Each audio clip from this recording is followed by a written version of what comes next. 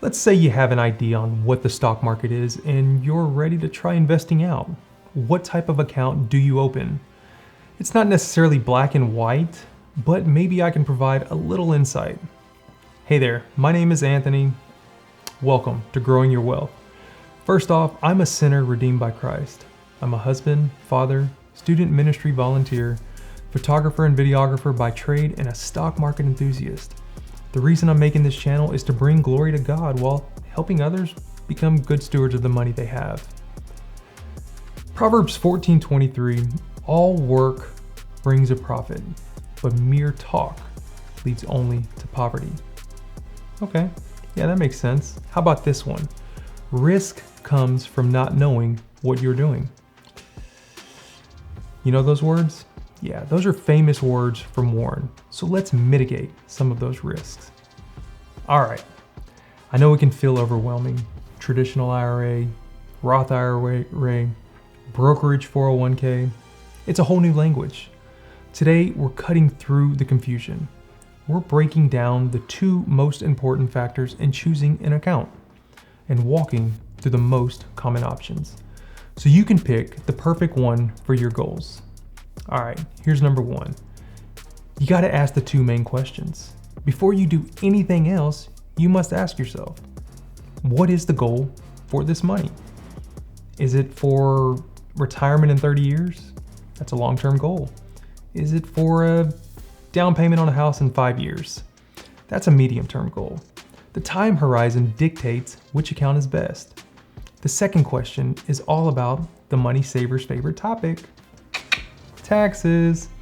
Do you want to pay taxes on your contributions now or on your withdrawals later? This is the key difference between traditional and Roth accounts. Traditional accounts, they often give you a tax deduction today, and you pay taxes when you take the money out in retirement.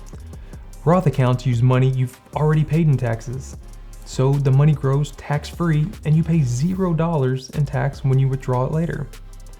Keep those two questions in mind, goal and taxes. They will guide all your choices. Okay, here we go. Number two, account types and best uses. Let's look at the accounts. We'll start with the most popular, retirement account. IRAs, which are individual retirement arrangements, are available to everyone with earned income. The traditional IRA gives you that upfront tax deduction, while the Roth IRA gives you a tax-free growth and withdrawals.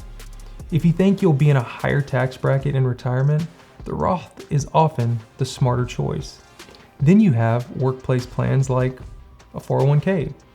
These are often the best place to start, especially if your employee offers a matching contribution. Be careful though. Pay attention to the expense ratio, also known as the fee charged to manage that account.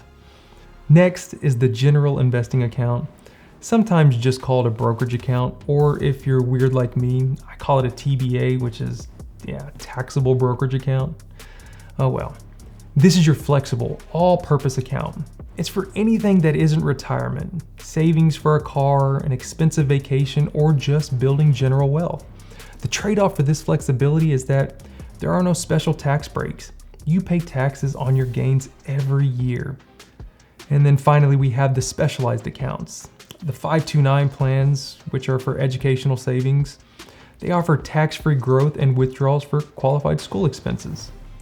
If you have a high deductible health plan, there is also a health savings account, or HSA as it's called. It has a triple tax advantage. Contributions that are tax deductible, it grows tax-free, and withdrawals for qualified medical expenses that are tax-free as well. It's a powerhouse. Typically, most people will start with the 401k matched and a Roth IRA, then move to a general brokerage once those accounts are maxed out. Okay, now we're getting to the fun stuff. Choosing a brokerage firm. Once you know the type of account you need, you have to pick a firm to host it. Well, that's your brokerage. When choosing a brokerage, look for 4 things: lower or zero trading fees, a wide range of investment options, an app or website with great usability, and good customer service. Many big name brokerages now offer $0 commissions on stocks and ETFs, making the decision easier. The key is to pick one and start.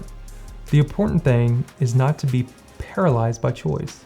Follow the steps. Define your goal and tax strategy, choose the right account type, and select a quality brokerage. Okay, choosing your first account is a foundational step in your financial journey. Don't overcomplicate it.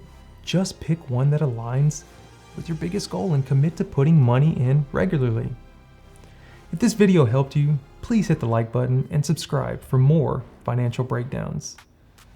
Check this out. I want to hear from you. What is your #1 investing goal? Let me know in the comments below, and I'll see you in the next video. Happy investing, and may God truly bless you.